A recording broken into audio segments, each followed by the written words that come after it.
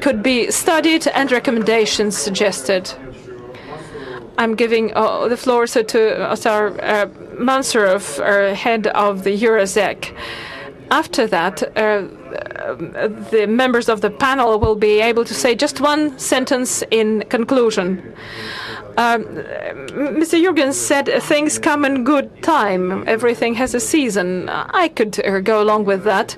Umirzak is 10 years this year, and it will culminate in the customs union and the shaping of the legal framework for the common economic space to be completed within the next 2 years.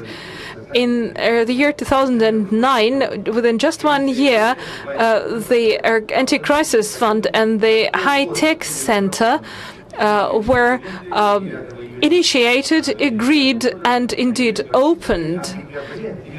By December of 2009, they were both in place. Tomorrow, during this economic forum, the Anti-Crisis Fund will meet. That will be issuing the first stabilization loans and will also consider the projects suggested by Tajikistan, Belarus, and Armenia.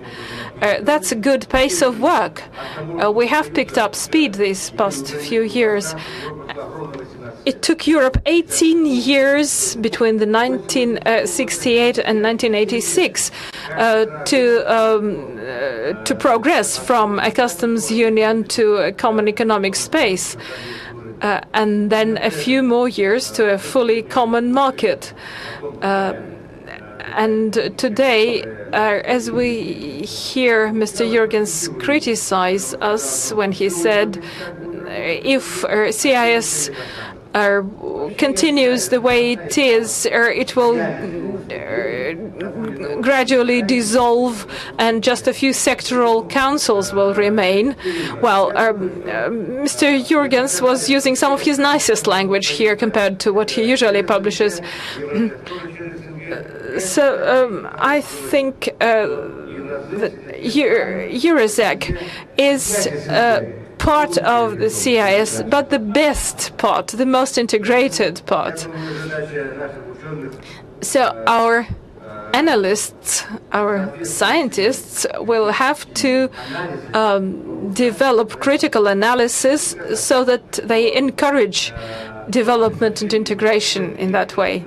Speaking on behalf of Mr. Sadovnichi, rector of the Moscow State University, and Mr. Tokanov, rector of Moscow Institute of International Relations, we made a presentation of Umirzak before their staff and students.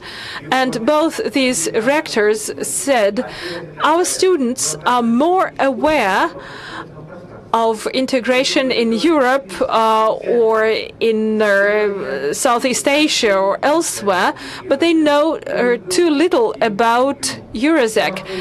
And this has to be rectified, they said. And so centers for the studies of Umirzak integration were established in both these universities. Mr. Mark Franco, who was in charge of European integration, once was very skeptical of our integration. Now, Mr. Valenzuela, who's replaced him, is much more optimistic. And as we heard Mr. Balázs today, we heard the speech of somebody who believes in us much better than his predecessors did. In conclusion of this panel discussion, I want simply to express a hope that during the next economic forum, we have a panel discussion devoted to Umirzak. We have a great number of programs, for instance, for innovation biotechnologies to be completed within 5 years. And also public health programs. We're doing a lot of important and interesting work, and we would like to present it. I hope you will make Mrs. Nabiulina, the Russian Minister for Economic Development, aware of this desire of ours. So this St. Petersburg Economic Forum, which is an important event for anybody interested in our economies, will have a panel discussion on Umirzak. Very good. Now, can you say just one short sentence in conclusion? Very good. In conclusion, let me relate to you a conversation that I had with one of the presidents of CIS countries.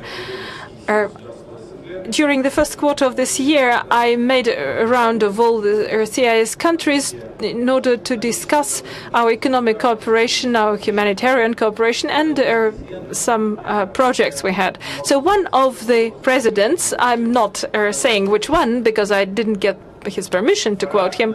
Anyway, one of the presidents said, "It is time we all looked very attentively at the priorities we choose. Some of the states look to the west, others look to the east, yet others look both to the west and to the east. But we have to think what is going to happen to our countries and to our economies if we do not develop within the CIS, and how vulnerable our economies can become. We have to realize that the CIS format is something that we cannot do without, we cannot develop without. It's key to our economic liberty. And as we realize that each of us has to think what each of us can give CIS rather than question what CIS can give us. So it's up to us to make the CIS format more supportive and stronger so that it can give more to those that give to it. Very good, our colleagues. It's almost time we finished, but I'd like to share with you the quotes of some of the things that were said here. Certainly there are many uncertainties on our way to integration. We have to strengthen the foundation before we build. CIS is very important as our common market, and our countries seem prepared to compete for foreign investment in order to operate in this common market. We observe that integration is a necessary precondition for development, especially innovative development that is necessary. Almost all countries, or all countries, are prepared to pay for this integration and hope to get much more eventually in return. And certainly there are risks on the way to integration, but as some drivers say, if you drive fast enough, you just glide